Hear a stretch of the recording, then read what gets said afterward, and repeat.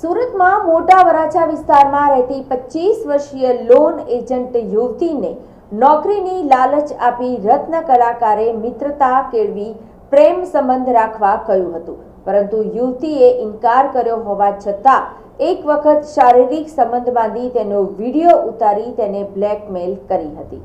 આ ઉપરાંત પોતાનાથી છુટકારો જોઈએ તો તે બીજી છોકરી સાથે અફેર કરાવી આપવાનું કહી શારીરિક શોષણ કરનાર રત્ન કલાકાર અને તેના અધમ કૃત્યમાં સાથ આપનારી તેની બહેન અને વશીકરણના નામે 2.53 લાખ પડાવનાર તાંત્રિક સહિત 4 વિરુદ્ધ ઉત્તરાણ પોલીસમાં ફરિયાદ નોંધાઈ છે।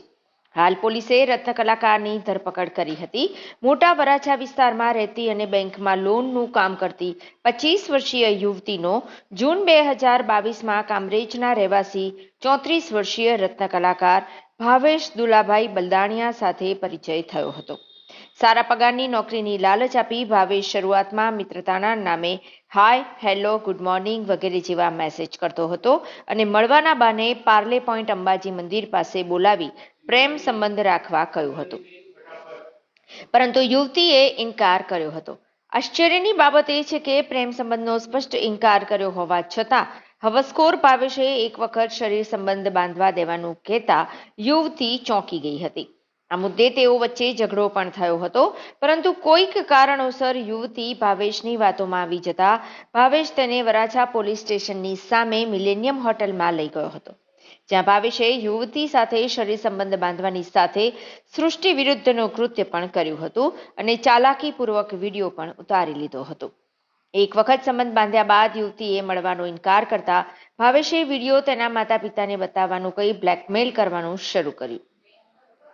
અનેક વખત કામરેજની નેક્ષા હોટલમાં લઈ જઈ ત્યાં પણ દુષ્કર્મ કર્યું હતું।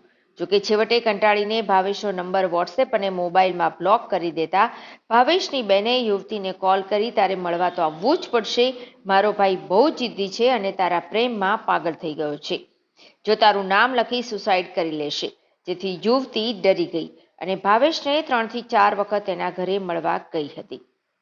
પોતાનાથી છુટકારો જોઈએ તો બીજી છોકરી સાથે અફેર કરાવી આપ એવું કહેતો હતો।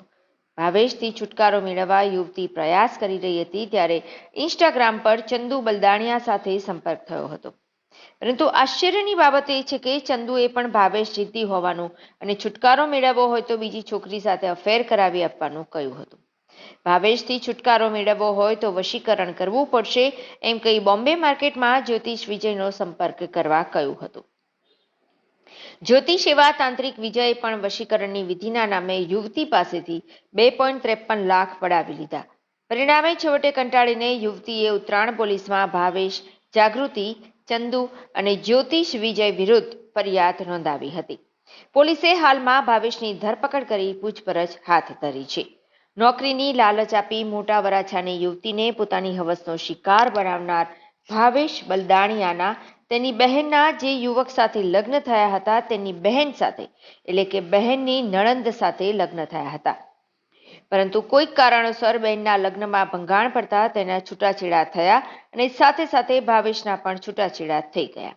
આશ્ચર્યની બાબત એ છે કે બહેને ફોન કરી પીડિતાને કહ્યું હતું કે મારો ભાઈ તારા પ્રેમમાં પાગલ થઈ ગયો છે ને સુસાઇડ કરી લેશે, જેથી ડરના માર્યા યુવતીએ ભાવેશને મળવા તેના ઘરે ગઈ ત્યારે પણ ભાવેશે યુવતીને હવસનો શિકાર બનાવી હતી અને બહેન આ બાબતથી વાકેફ હતી।